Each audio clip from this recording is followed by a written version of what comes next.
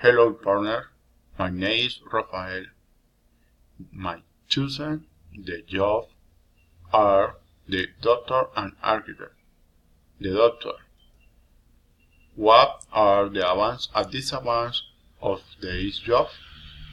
One of the advantages of being a doctor is that I can save lives.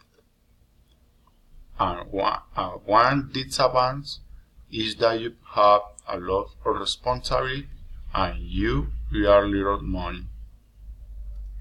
The architect.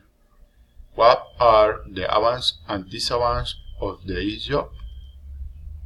Being an architect is very good because I can design or build large buildings. One of the disadvantages is that you do not have time to be with your family. What would be the best summer job for you? The best summer job for me is to be doctor because I will have more time with my family.